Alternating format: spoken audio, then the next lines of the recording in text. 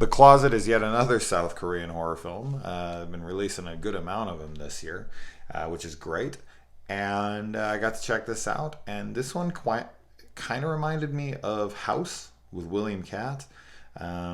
This guy and his kid are dealing with a tragedy in the family, and so you know his kid gets abducted in the closet, taken into the closet, and then he is approached by a man who's an exorcist and offers him his help at a price, of course.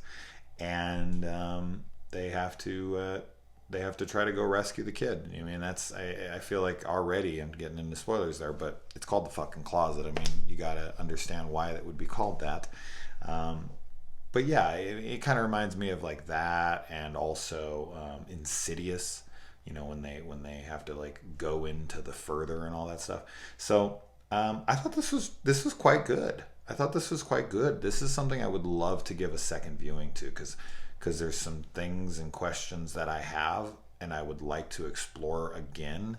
I was getting blown up during this entire fucking film, so I don't feel like I paid attention as well as I would have liked to have. So I was already rewatching some of it this morning and appreciating it even more. But the relationship between a dad and his daughter, of course, is going to get me. The fact that he is dealing with this tragedy, which has pulled him and his daughter apart, and he feels like he's not connecting with her anymore, and they have this kind of like almost estranged relationship even though they live together.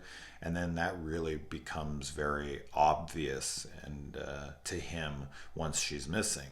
This reminds me of the movie Searching, which is phenomenal if you haven't seen it. And that creates great drama, and the way the other characters play into it, and their emotional weight of it, all that stuff is very, very good. And the third act is solid.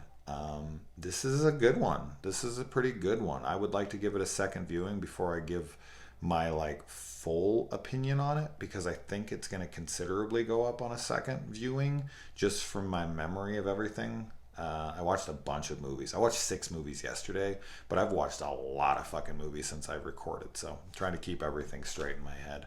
But yeah, any like ghosts in the house, stealing kids, parents have to go back in, much like in Poltergeist, any of that kind of stuff. If you're into that stuff and you like more like South Korean horror, you should definitely be checking this one out. This is worth a watch for sure. To me, I thought this was quite good, and something I'm looking forward to rewatching. So yeah, we'll see where it lands at the end of the year here pretty quick. Maybe it'll get itself an honorable mention or even higher if my rewatch goes even better, but we'll see. For now though, I quite enjoyed it and I definitely recommend it. Let me know. Adios.